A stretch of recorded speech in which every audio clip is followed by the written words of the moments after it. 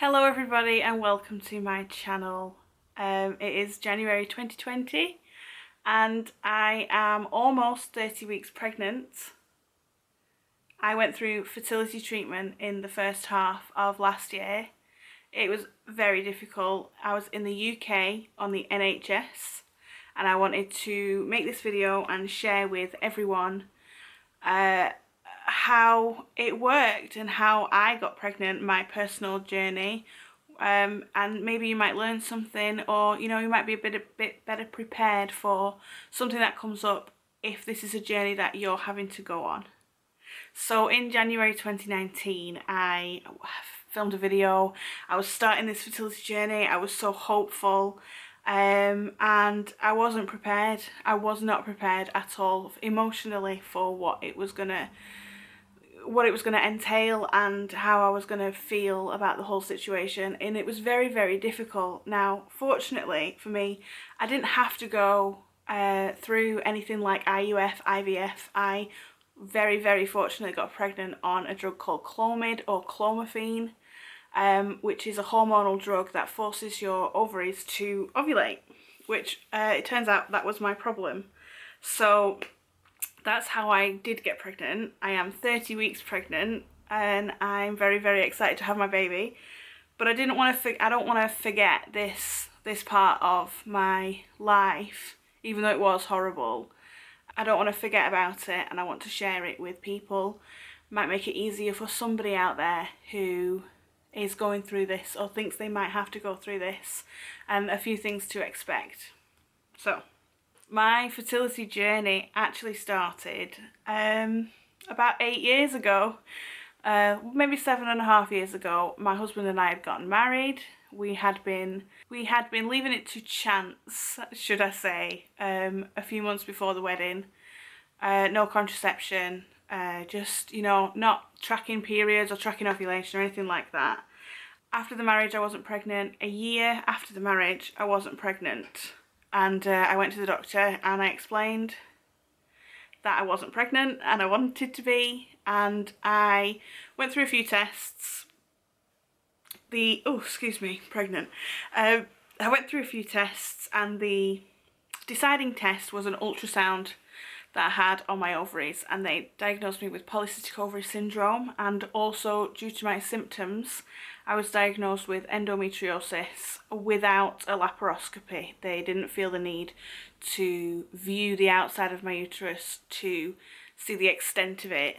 They were just like, yeah, it looks like you've got it, so there really isn't a treatment for it, so it doesn't really matter.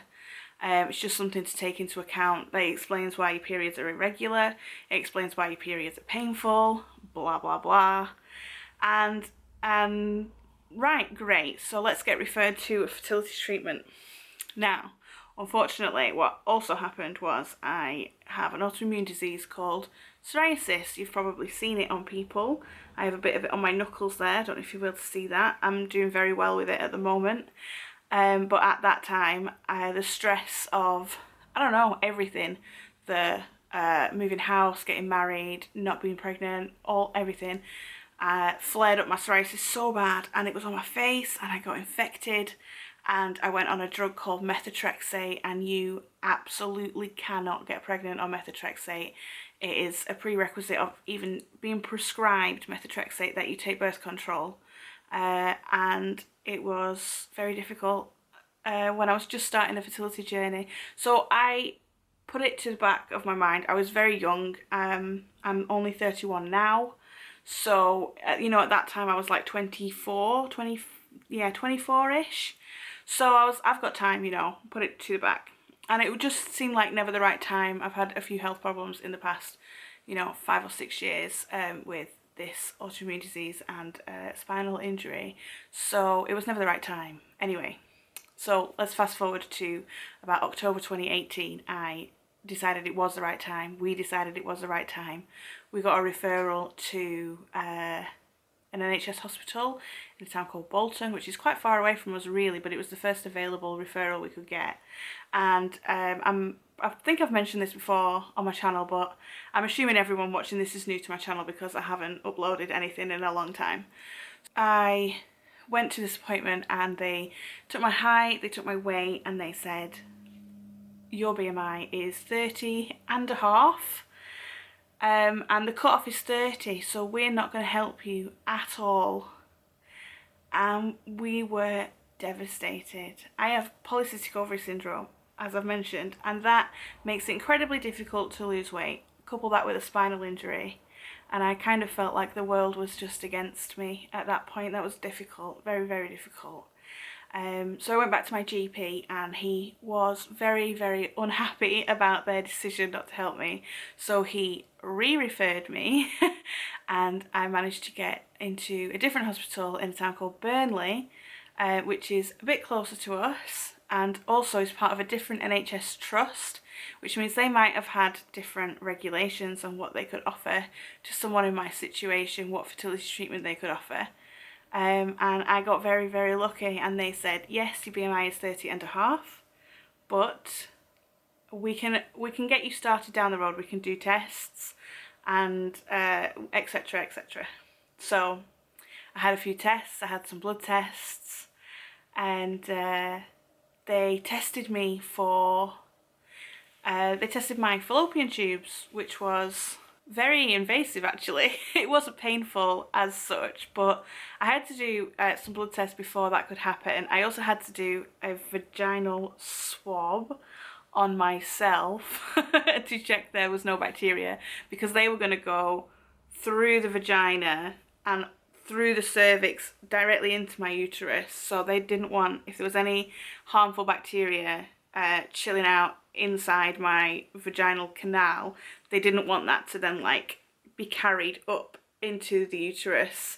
So I had to do that and then wait for that result. And then they did a number of x-rays on my body while they put like a contrast dye into my uterus, and that travels then through the fallopian tubes and out of these little pockets on the end where your ovaries are. There's like little vents, and it was very, very interesting to see the x-rays afterwards, because the fluid kind of like billowed off to the sides. It was very, very interesting to look, and that turned out that my fallopian tubes were totally fine. So there was no blockages or anything. I didn't need to have any further procedures on my anatomy, and that basically meant that the reason I wasn't getting pregnant was because I simply wasn't ovulating. So after a bit more waiting, I got the chance to go on a drug called Clomid. Now, they start you 1 month and they give you 50 milligrams. You take it for, first day of the period is like, okay, now I start my Clomid tomorrow. And then you take it for 5 days. And I took 50 milligrams for 5 days. So on about day 10 or about day 11 of my cycle, I went to hospital in for an appointment where they give you a transvaginal ultrasound. They look at each of your ovaries and they look for follicles on your ovaries that are ready to let an egg out into your fallopian tube, ready to get fertilized. And they measure them and they say, oh, if it's between however many millimeters, then it's ready. So the first month they said, yeah, that's amazing, we have a follicle ready, so brilliant. And then I go home, I continue to make love with my husband, you know, it takes two to tango and all that. And then on day 21, fortunately I can get blood tests at my local GP, so I just popped into my local GP for a blood test, and that tests you for the hormones to see if you have ovulated, and that came back amazing. So this is June. It took 6 months to get to this point. So this is June, and brilliant, fantastic. So they have 3 ways of seeing if Clomid is working. The first one is the ultrasound, which was great. The second one is the blood test, which was great. And the third one is your cycle should be no longer than 30 days. So you should have a regular cycle. And I have never, ever once in my life had a regular cycle. So on about day 35 of this June cycle, just creeping into July, I started to get very worried, excuse me. I started to get very worried. My cycle wasn't regular like they said it should be. So I called them up and they said, oh, that's really unfortunate. They sent me a prescription through the post for a drug that would start my period, which fortunately I didn't have to take, because a few days after that I did come on my period. And they said, when you do start your cycle, take 100 milligrams of clomiphene instead of 50 like I had the previous month. So I took the 100 milligrams for 5 days. I went for the ultrasound and I had no follicles. They were, your follicles are tiny. Your follicles are not ready to ovulate, which was, you know, not good, but not the worst, because my blood test would confirm perhaps it was a little bit early because my cycle had been a little bit messed up. Oh, excuse me. I'm big. I waited and hoped, and I went for the blood test on day 21, and that my hormones said that I hadn't ovulated. So I called the hospital and they said they were very sorry, but they were not going to continue the clomiphene. I would have to wait for an appointment with a consultant, and only in very rare cases will they up the dose to the maximum dose, which is 150 milligrams a day for 5 days in the cycle. So I was heartbroken, and just at that time I had been trying to stay active, as is, you know, the advice of everybody, try to be as active as you can. And I re-injured my spinal injury, and I was laid flat on my back for 6 days. So I was just stewing. Nothing's going right. The first month I was so filled with hope. Everything had gone fine, but I wasn't pregnant that month. And then this next month, even though I was taking more of the drug, nothing was working, and I cried and cried and cried, and I'm getting a bit upset about it now because it was really difficult. And I felt like I was stupid to even hope, because my health is, you know, it's a nightmare at the best of times. And I felt like I was foolish to have hoped for something to go right. That was my exact feelings. Why did I think this was gonna go right? Why did I even let myself believe that this could happen for me, for us? So I was in bed for 6 days. Physically couldn't, you know, I was crawling to get to the bathroom and stuff. My husband was doing everything for me, all the cooking, all the cleaning, all the laundry. He was, you know, helping me get in and out of the bath. I was really, really immobile. So it was a combination of that. I couldn't just get on with things, and it was all I could think about, basically. It was really difficult. And then my period didn't come. And I was like, right, well, there's no point in taking this drug that's supposed to start your period, because, you know, it's not like I need to do that to take my next lot of Clomid, because I'm not on it anymore. My period just didn't arrive, and I knew I should take a pregnancy test, but I couldn't bring myself to do it, basically, because I didn't want to have the moment where you've waited that minute and you look at a pregnancy test and it is negative again. I didn't think I could handle that, but I knew I had to do it. So I had some basic strip tests in the house, as everyone who's trying for a baby pretty much does. And I did it, and there was a faint line. And I was like, oh my God. And it wasn't me being crazy. I took a picture of it. I sent it to my mom. I was like, can you see a line? Am I insane? And she was like, I can see a line. I can see a line. And I went to the doctors and I was like, I went to the chemist and I got a fancier pregnancy test and that was positive. So I went to the doctors and I was like, I need to see a doctor. I need to see a doctor because they told me I ovulated and the pregnancy test is coming back, and I had this like lump in my boob and I was like, oh my god, I'm not pregnant, I've got breast cancer, that's why the test is positive. And I was freaking out because they told me I hadn't ovulated. How could I be pregnant if I hadn't ovulated? How could I be pregnant if I hadn't ovulated? That makes no sense. So I was talking to this lady at the doctor's surgery, and she's not, you know, she's a receptionist or an office person. She's not a doctor, she's not a nurse, she's not a midwife. And I'm just going, I don't know what to do. And fortunately, just at that moment, a nurse was walking through the back office and she overheard me, and she'd been the person that did my blood tests the last 2 months. So she knew I was, you know, trying for a baby. So she came over and she was like, okay, calm down. If you've had a positive pregnancy test, the chances are that you are pregnant. I'm going to do a blood test. She did a blood test to test me for progesterone. Not progesterone, the human growth hormone. I can't remember what it's actually called. It's a human growth hormone. And she tested me for that, and then she said, get another pregnancy test and go home and do it tomorrow in the morning, you know, like do it with your first urine, and that should, you know, if that's positive, then you're pregnant basically, and we'll confirm that with this blood test, which will come back in a few days. So I did that, and the next day it was like bright red, pregnant. You are pregnant. And that was like an early response test as well.